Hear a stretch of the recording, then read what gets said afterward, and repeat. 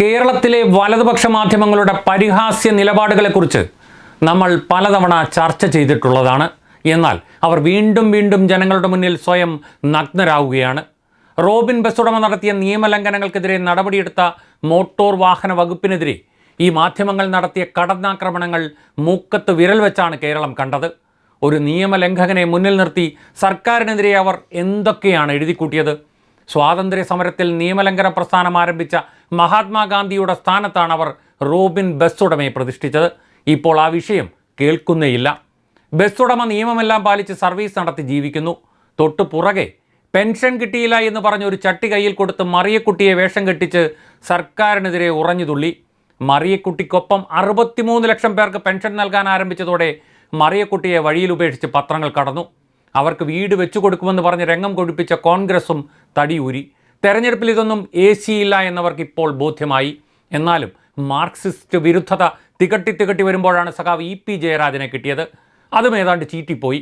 ജനങ്ങൾ ഇതൊന്നും വിശ്വസിക്കുന്നില്ലല്ലോ എന്ന് വിഷമിച്ചിരിക്കുമ്പോഴാണ് തിരുവനന്തപുരം മേയർ ആര്യയുടെ വിഷയം കയ്യിൽ കിട്ടുന്നത്. ഒരു ഞരമ്പ് രോഗിയായ KSRTC ഡ്രൈവർ അലക്ഷ്യമായി അതിവേഗത്തിൽ വണ്ടി ഓടിച്ച് കാറിൽ യാത്ര ചെയ്തവരെ ഇടിപ്പിക്കാൻ ശ്രമിച്ചതാണല്ലോ കേസിന് തുടക്കം. എന്നാൽ ആ കാറിലെ യാത്രക്കാർ ബസ്സിൻ്റെ പുറകെ വണ്ടി വിട്ട് തൊട്ടടുത്ത സ്റ്റോപ്പിൽ ബസ് നിർത്തിയപ്പോൾ അവർ പുറത്തിറങ്ങി ഡ്രൈവറെ ചോദ്യം ചെയ്തു. അപ്പോൾ മാത്രമാണ് കാറിലുണ്ടായിരുന്ന ആ കുടുംബം മേയർ ആര്യയുടേതായിരുന്നു എന്ന് നമുക്കും നാട്ടുകാർക്കും മനസ്സിലാകുന്നത്. കാറിൻ്റെ പിന്നിലിരുന്ന സ്ത്രീകൾ തിരിഞ്ഞ് ഡ്രൈവറെ നോക്കുമ്പോൾ അയാൾ ലൈംഗിക ചുവയോടെ ആംഗ്യം കാണിച്ചതാണ് പ്രശ്നമായതെന്ന് ബോധ്യമായി. അതോടെ പത്രങ്ങൾ അരയും തലയും മുറുക്കി ചാടിയിറങ്ങി.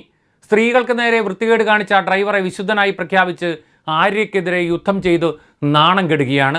ഈ ഡ്രൈവർ മുമ്പ് സമാന സ്വഭാവമുള്ള കേസുകളിൽ പ്രതിയാണെന്നും തെളിവുകൾ പുറത്തു വന്നു. പത്രക്കാരുടെ കുടുംബാംഗങ്ങൾ പോലും ഡ്രൈവറെ അവജ്ഞയോടെ കാണുന്നുണ്ടാകും. ഇന്ത്യയിൽ തന്നെ ഏറ്റവും പ്രായം കുറഞ്ഞ മേയറായി ആര്യ സ്ഥാനമേറ്റപ്പോൾ തന്നെ പത്രക്കാർക്കത്ര സുഖിച്ചിരുന്നില്ല.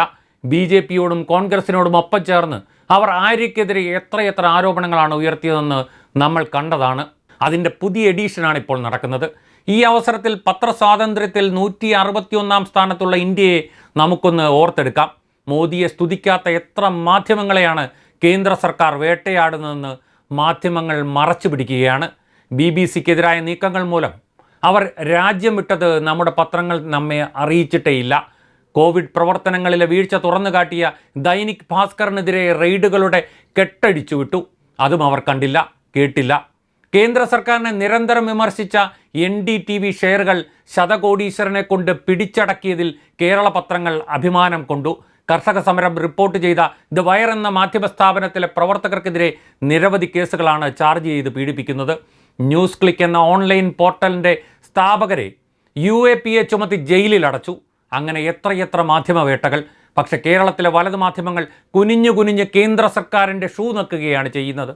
ഈ വലതുപക്ഷ മാധ്യമങ്ങളുടെ മുന്നിൽ കേരള ഭരണവും മാർക്സിസ്റ്റുകാരും മാത്രമാണ് ശത്രുക്കൾ. എത്രയോ കാലമായി അവരിത് തുടരുന്നു.